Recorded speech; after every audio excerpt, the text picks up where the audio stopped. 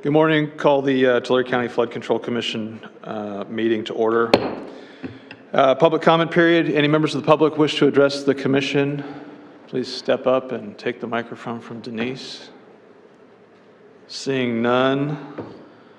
Moving on to agenda item 3, select a new time and location for the commission meetings. Denise.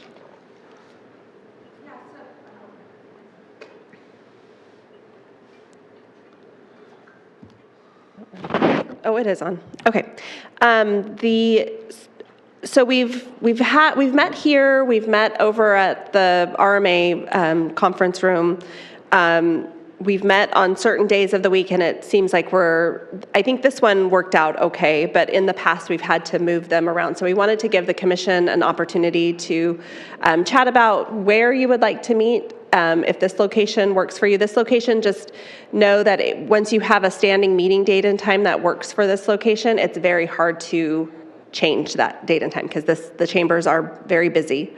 And so we wanted to give the commissioners a chance to talk about it and see what the pleasure of the commission would be as to when you regularly meet. I think the frequency is still okay. It's just that So third Wednesday at 8:30, does that still work for commissioners and staff?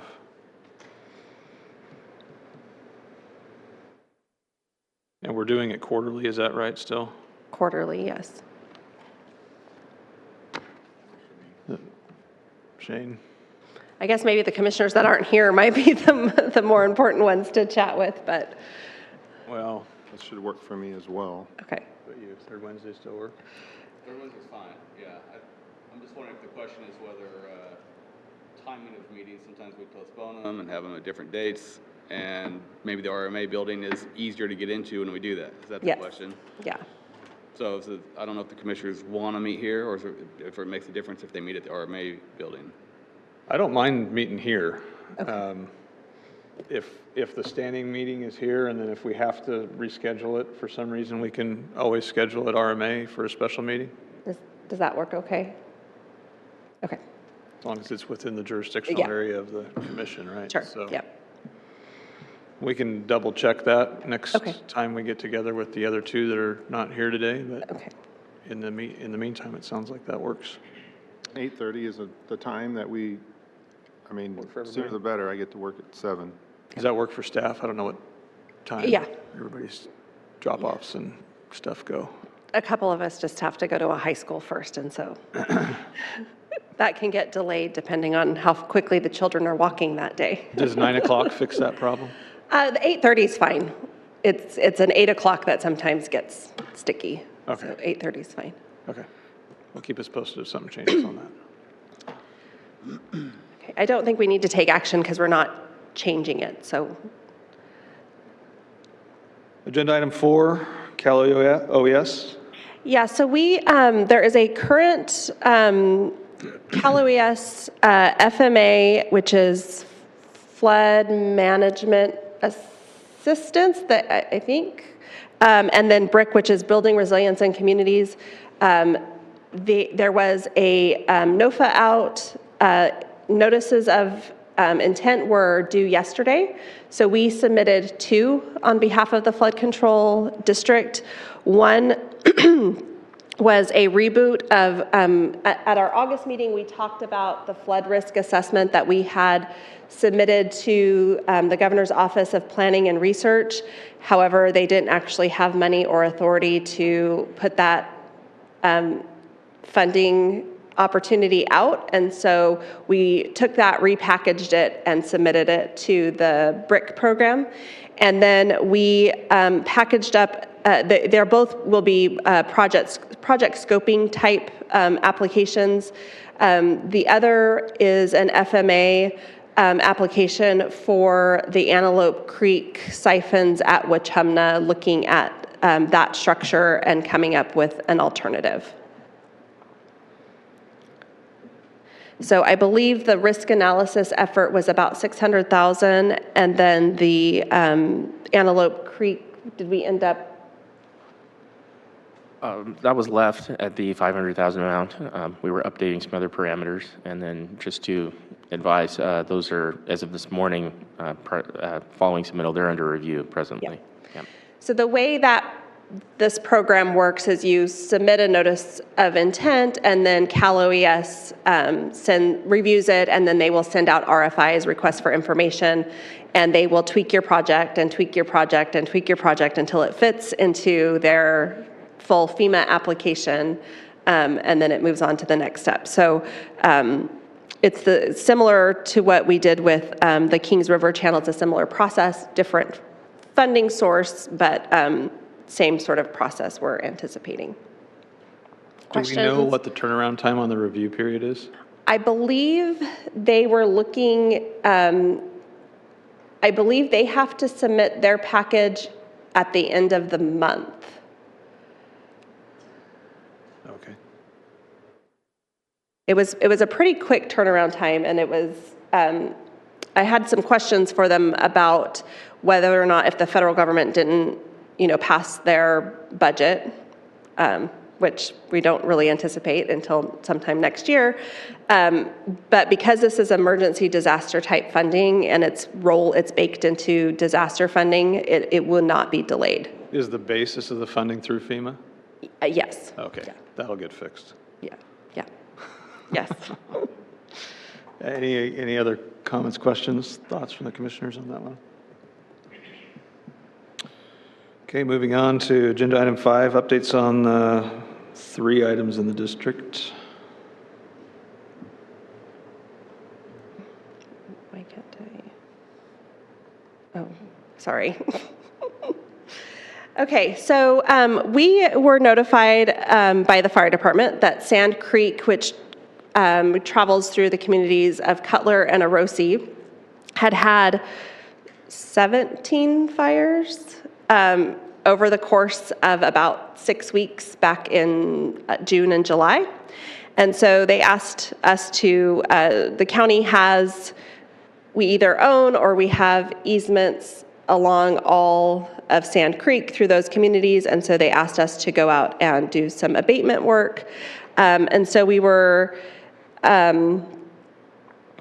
able to, and I'll get a little bit more into this under item C, but we did a $60,000 contract with a landscaper to go out and clean it up. So these are some of the before pictures where the fire was. This is an after.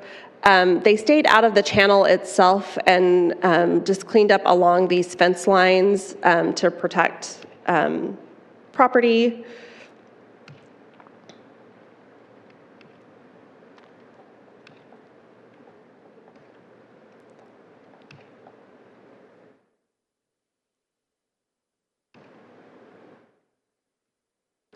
So that is what we have. So fire department happy? Not particularly, because we didn't get very far with just $60,000, but the contracting limits, are what they are. So, do we know how many acres that is off the top of our head? We had the mileage, right? And it was like, it was like between 2 to 3 miles. Of that right-of-way width? Yes. The width on it is what, 60 feet? Yes, edge to edge. So if you can do that math. 15,000 times 60. Okay.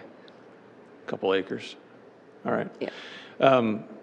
I know on the Frank Kern Canal, they've been actually using goats. Probably cheaper option than landscape contractor, but just an idea. And eventually, if you do it enough times, you kill the seed bed. So if you need some contacts, we can hook you So up. that's a great segue into item B. So a couple of challenges are Fish and Wildlife permit. So because we were able to treat it as an emergency, we were able to just submit a notice to Fish and Wildlife saying, we're going to do this work and this is why, and here's the location. We didn't have to actually do a full permit process. But we are working with Dokken Engineering to do a large-scale routine maintenance agreement, which is what we have for our roads department. They're able to clear culverts 200 feet of either side of a culvert or a bridge structure. And so something similar, but for these channels that the flood control district either has easements or ownership on. So Sand Creek and Antelope Creek are the two that come to mind readily.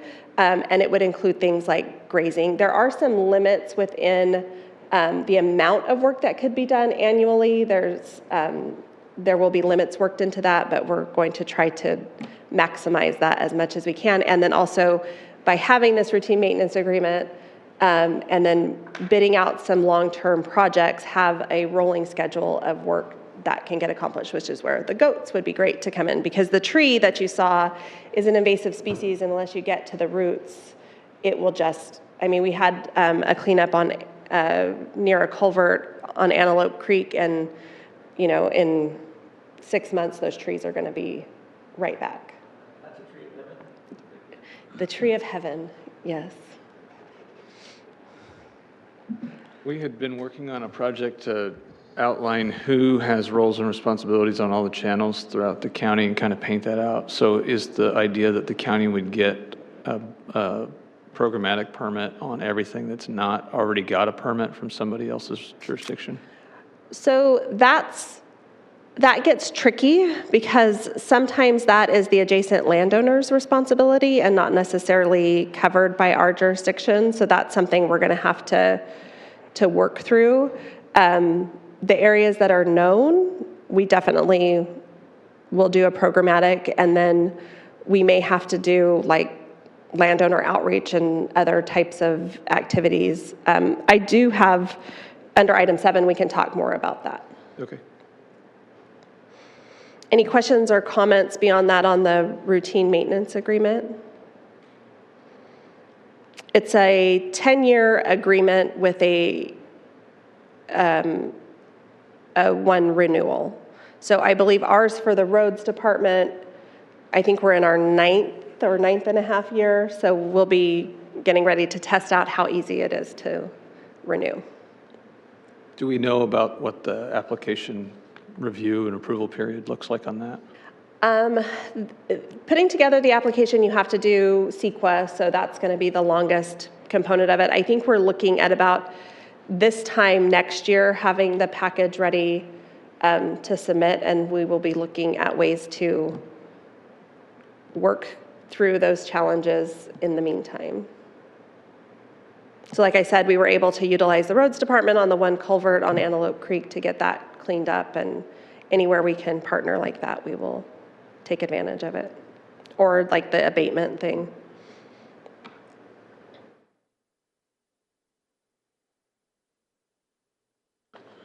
Contracting limits?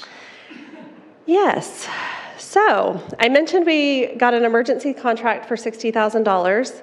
The day after I signed that requisition to get that contract going, Reed mentioned to me that he thought Ross had mentioned to him that the flood control district had different contracting limits. So off I went to the 1969 Flood Control District Act.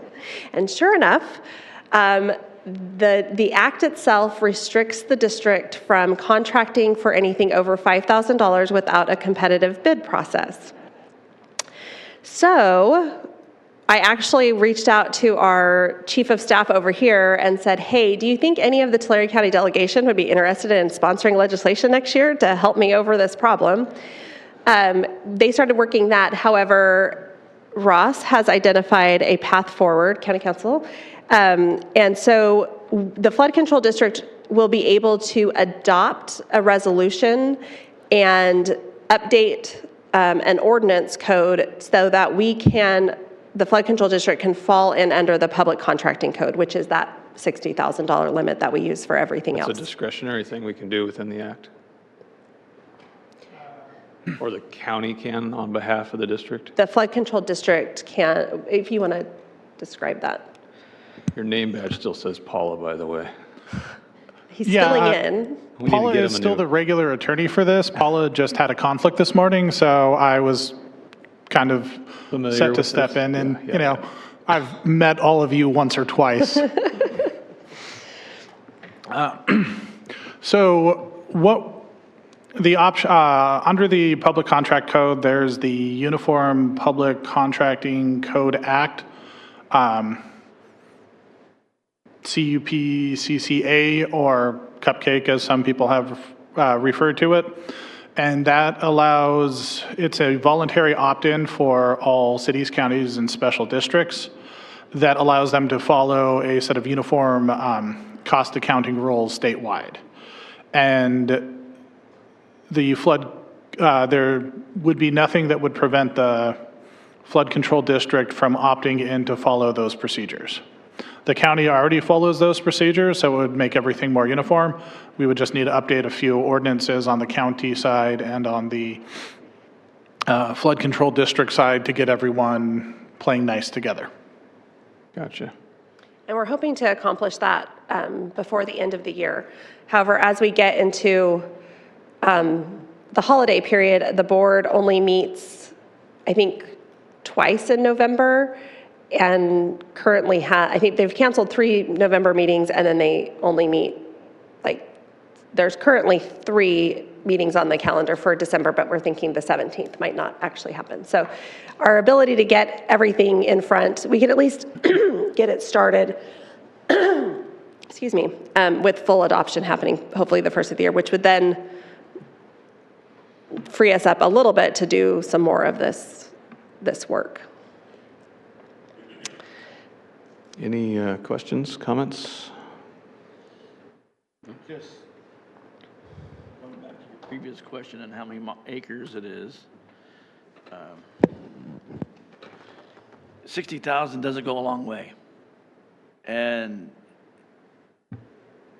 I don't see it being piecemeal being effective. So I don't know what can we do to help you push that over the edge. Yeah, we're going to have to put together some bid packages and go out to bid. We are sharpening our skills on bid packages this fall. So we had some ARPA funding that our zones of benefit, our sewer and water systems, have to get under contract by the end of the year. And so I have staff right now that has just finished up that bid package. It hits the board on the 22nd. Then we have East Arosi bid package that's going out for that water system, and we have Yedem and Seville that are also going out. And so once those are all out the door, I'm going to ask staff to then work on some kind of bid package to do some longer term, or to do cleanup and then the maintenance for these projects. But we need to be able to lay out what needs to be done, make sure we have the permits in place. The CDFW permits are a challenge right now on the natural channels, unlike the Bravo and Railroad Channel in Woodlake, not so much, because that's not a natural waterway. So we could move that one forward ahead of the CDFW. It just seems like every door I open, there was like another little hurdle to get over, but we'll figure out how to get over the hurdles. Is there an opportunity, not that I'm looking for more work for my districts, but is there an opportunity to have mutual aid that you can, work with other districts and kind of pay the districts to do the work instead of Yeah, so privatizing it? on Antelope Creek, we actually have an agreement with the city of Woodlake that's going to the board for approval. It's about $30,000 a year where they're gonna clean up a portion of Antelope Creek, and then we're just going to pay them. They'll have to fall in under our permit for that one, but some of these others, no, I would have to explore how the contracting limit comes into play, but if we get that resolved, then maybe we can do something different, like a mutual aid or something. I feel like we should be able to do that, find a way. Would hope. Yeah. I mean, because it's expensive, and then Yeah. if especially you got to go out and bid it out in prevailing wage. Yeah. That's again, all of us are probably, our districts are always busy. Yeah. But it just seems like a lot of money to spend, and then with the fishing game, I mean, the upper half is going to be an issue. I don't know if the Tree of Heaven, if they look at that as being a natural. It's invasive, and I reached out to the ag commissioner about it to see if because sometimes they have programs to eradicate it. their stance is like, well, it's so prevalent and that they don't really have anything aside from recommend you spray herbicide, which obviously is problematic in a waterway because you have to kill the root structure to keep it from coming back. But goats might be effective on small.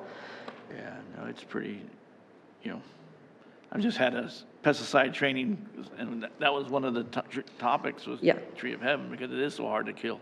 And if you don't do it right, you just spread it and it keeps going on. So, Yep. thank you. No problem.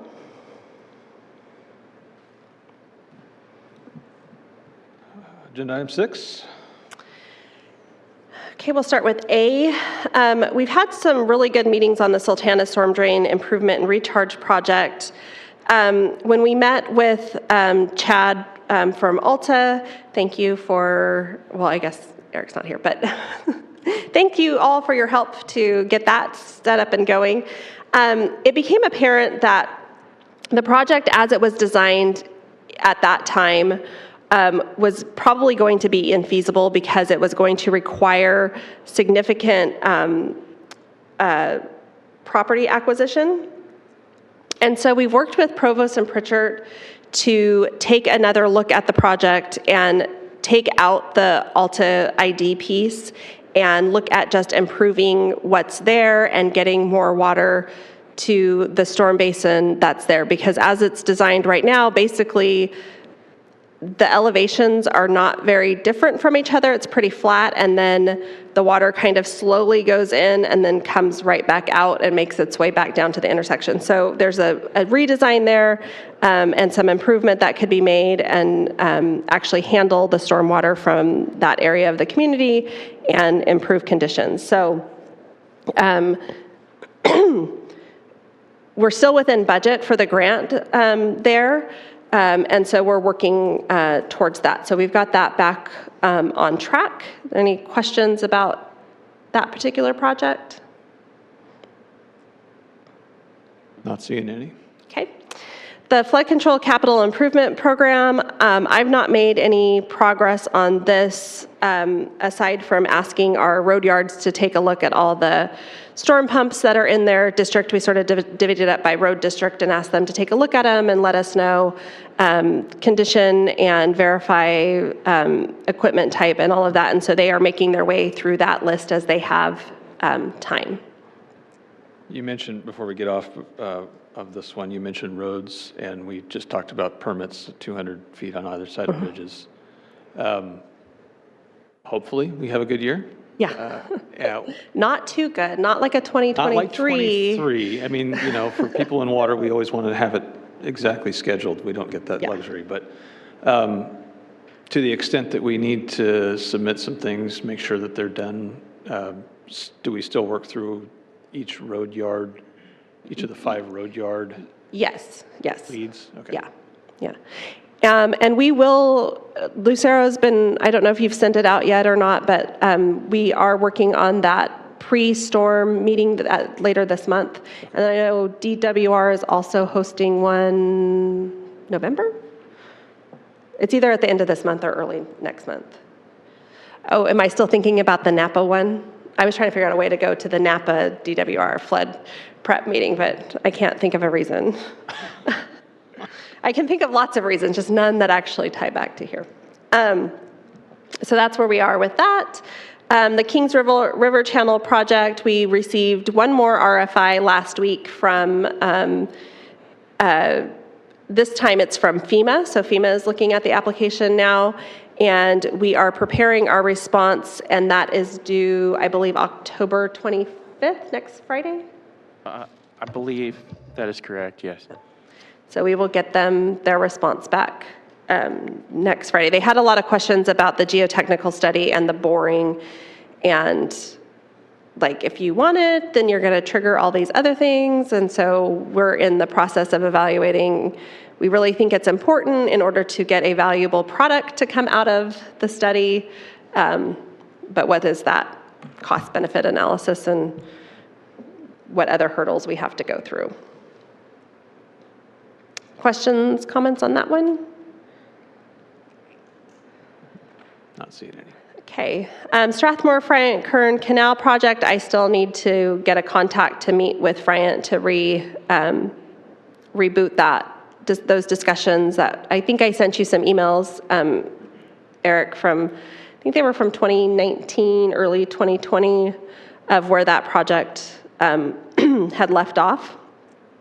And so we just need to reinitiate that conversation and figure out, are we at an impasse or is there a path forward?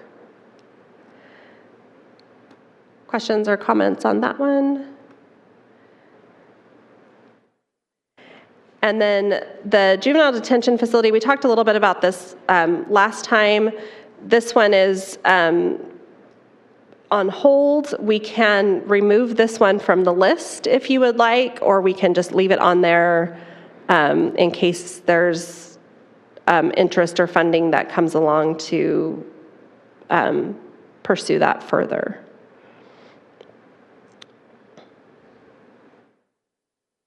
Is there a way that we can make sure it's not forgotten about, but not, Yeah. like have a list of waiting to be funded holding pattern Yeah, type of projects? so in our files, we have sort of a log of all the projects that ever were. And so we can house it there and have whatever was done up to that point. And as you know, these things are kind of cyclical. They kind of fall off the radar, and then something happens, or there's new interest, and then we can pull up what we had done before and see where we left off and see what the new interest is. So we can kind of archive it like that if you'd like. Okay. How does that work for the commission? Yeah, I mean, that's how we do it, right? The project list, we put a project list and Your priority depends on the day, right? we went down the list. It's on page 5, but it's on the list. Yeah, yeah. And then the final one is the St. John River levees with Visalia and Cuya Delta. As a reminder, where we left this last month was that we had met, Shane and I and City of Visalia had met, and there was not interest. Is that an accurate description? Limited interest? I think the interest was based on the dollars, right? So I think that's where we were and the city was. Nick in particular with the city was trying to get a dollar amount. I don't know where you guys are with that as far as the reasoning behind it. I think the justification was needed in order for me to go to my board. Right. We haven't heard anything since. So I think the result of this type of effort needs to be justified as well. Yeah. And so, or the expected result. Right. I think that's kind of where we all were thinking. I think we had those conversations. Expected result being, or anticipated result being, removal of properties from the firms, from the FEMA firm maps, right? And certification of the levies. Yeah, that sounds about right. Can't remember exactly what was being proposed, the So reasoning I think the for initial studies. proposal was more of an analysis of, Yeah, that's like the end. yeah, that would be the end, yeah. So the initial proposal was kind of an analysis between Cuya Delta, the city, and the flood control district to identify kind of it's sort of the first budget to develop the second phase of a budget. But we had initially pitched out, I think, $150,000, $50,000 between the 3 agencies. And I think the realistic response to where did you get that number was just kind of came up with that number. Because we haven't done anything like this before. I'm not sure. I mean, we have done similar things in other arenas, but I don't know if that's the correct level of effort or, how to back that up and who we would be paying. I mean, my guess was probably some consulting firm to sort of gather information and have some decisions.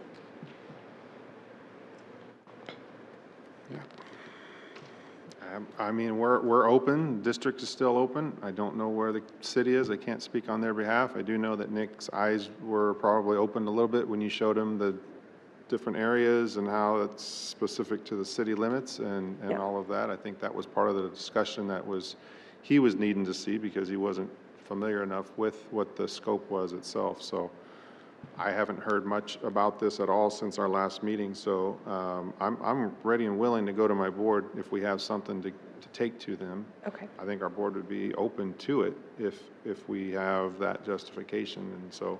Okay. So we had talked about passing a resolution out of this body.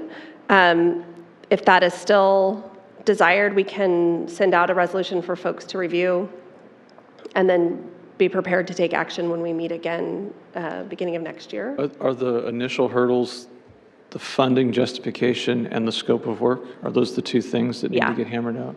the way I Scope of work probably relatively easy, right?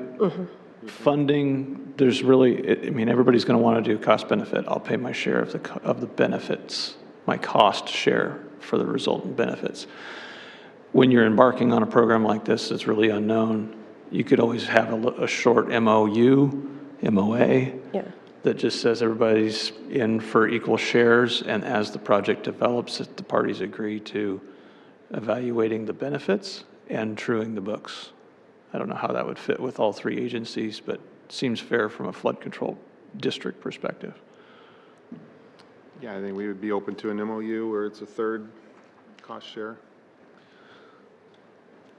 That seem reasonable? It's a little bit of R&D seed money, and you don't always know the benefits, and everybody wants to be responsive to their constituents' cash. We get that, but does that seem like a fair approach? Yeah. As long as it's sufficient information for the city. Seemed like they might be, I think Shane and I can get it across the finish line. It seemed like the city, it was going to be a bit more of a lift Well, for maybe them we can to- draft the initial scope and the initial MOA. We had an MOU started, drafted. And then the city that- can redline it. Yeah, and that's sort of what I thought we were meening when we met with the city, but then we took several steps backwards as to like, well, why, what's the purpose, what's the benefit, where did the dollar amount came, because I think it capped it at a 50,000 per entity, and so then where did the dollar amount come from? Then began those discussions.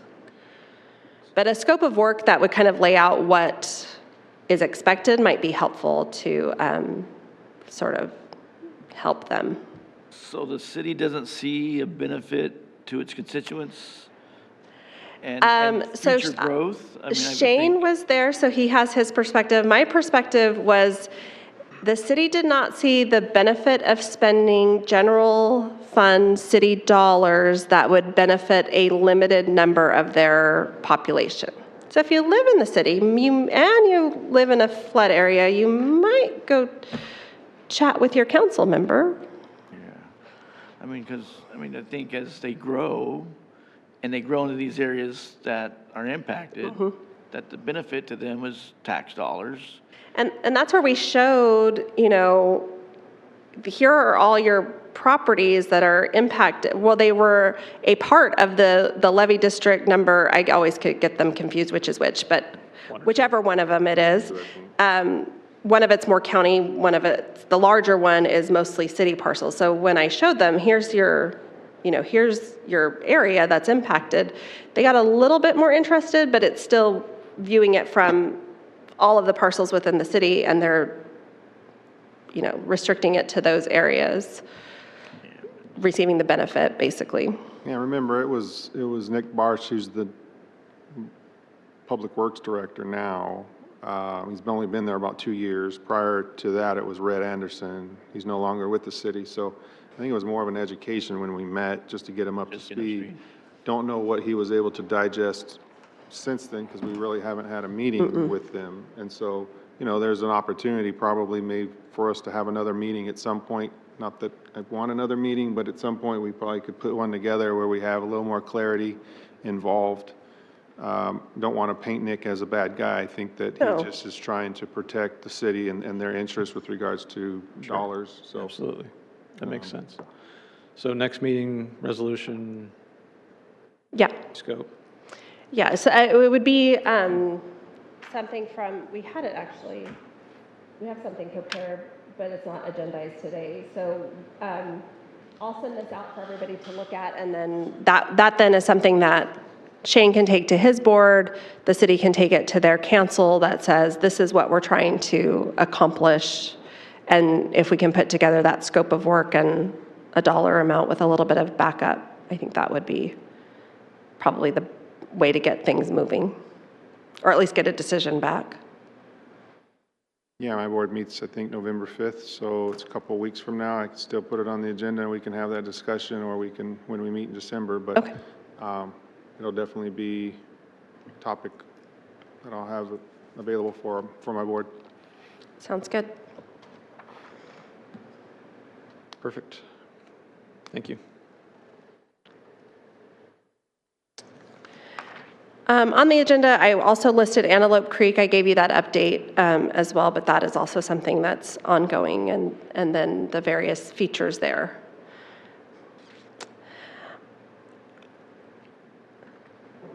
Yeah, that should be, I think in November, December for sure, it'll be dried up to do an inspection.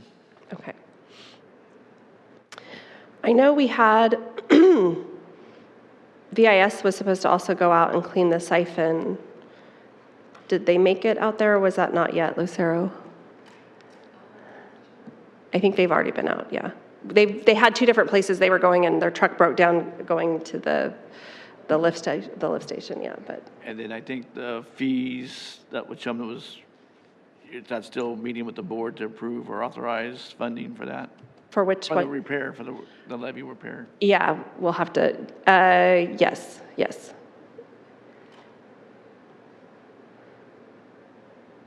I'll have to, thank you for that reminder. I'll have to check to see. I think I submitted it. I don't know. I'll look. I think you did. I think you were waiting for Yeah, I'll go look. authorization. Okay, so we had talked about a channel maintenance and responsibility mapping tool. I apologize that I depend heavily on Google to remember my password, so my password into our GIS system is only on my laptop and I took a few guesses and I couldn't log in. So our planner that developed this for me, he made a video, and so I we'll play the video for you so you can see sort of the idea behind the map. So and I've asked him to update it. Currently, it just has a topo map. I asked him to update it with a satellite map so that way you can actually see what's on the ground. And so the idea would be that you could draw a line, and then you can populate fields associated with that line. And so there's a text box that pops up, and there's several different fields. And so if we want to add more fields or change any of this, just let me know and we can make some changes. So there's no audio, but this will sort of walk you through how it would look. And probably way smoother than me trying to do it.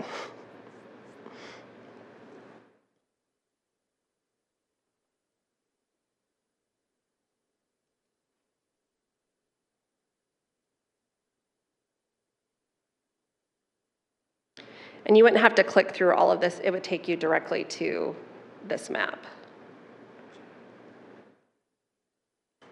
So he has all of the channels and the waterways color-coded. And then some of the urban development boundaries. So that would show the towns and the cities.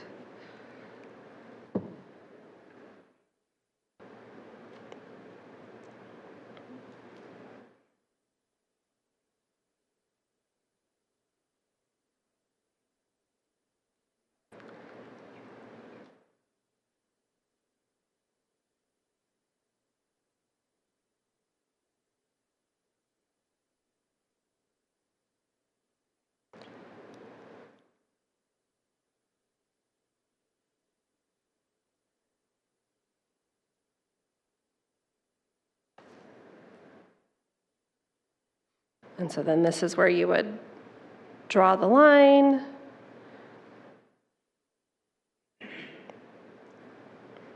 And then we have a field for the name, the agency name, the permit type, the permit activity. There's a start date on the permit. I believe there's also an end date on the permit. And I think those are the only fields we have. Okay, so then, once this is populated, then anybody with access to this can just draw a polygon around whatever waterway, and it would populate who's responsible and some contact information, hopefully. Okay.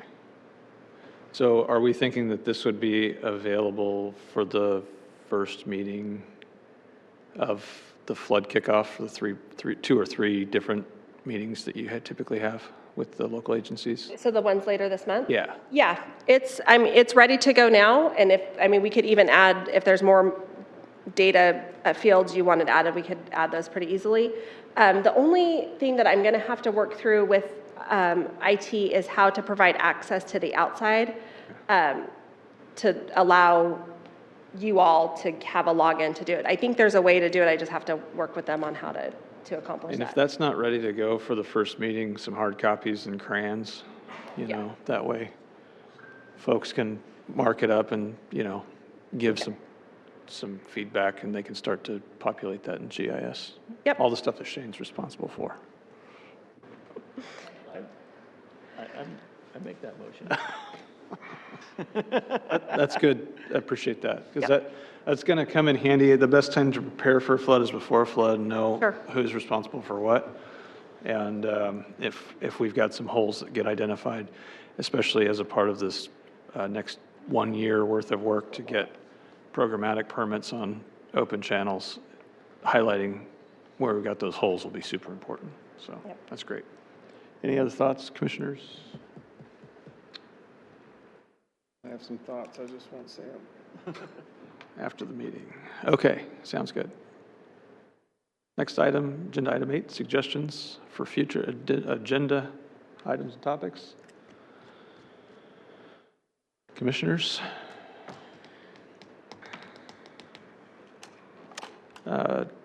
Just one item, and it's somewhat related to 7, but as local GSAs are evaluating flood control risks related to subsidence and Sigma as a part of their GSPs, I know that there are some areas within at least in the Tule, I don't want to speak on behalf of the Cahuilla, but there are some areas where projects and management actions are anticipating to cause degradation of levee capacity.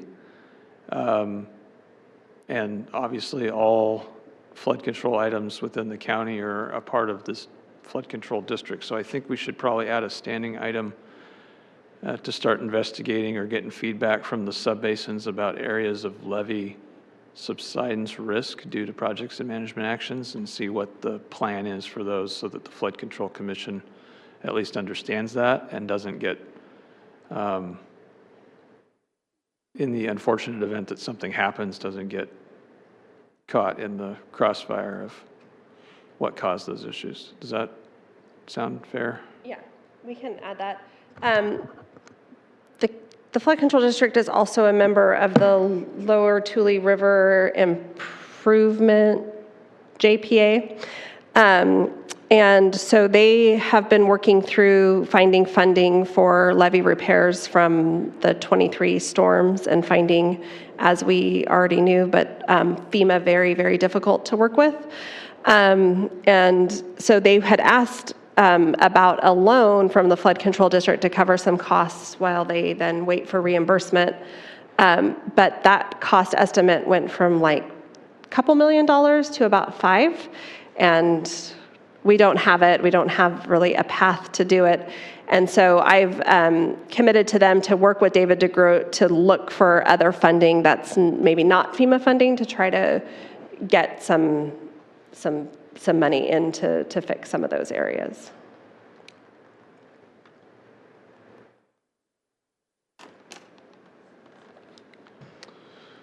Any other suggestions for future agenda topics? Seeing none. Number 9, next meeting. So the next meeting, I think, if I've done the math correctly, would be January 15th. That's the third Wednesday of the next quarter. Okay. And we will plan to have it here. Does Sounds that? good. Works for me. Okay. That works. No other business coming before the commission. Meeting adjourned. Thank you all.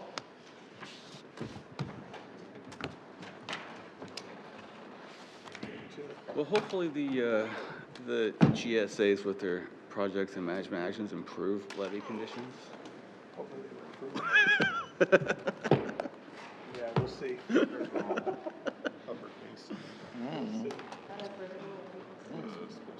Special, yeah.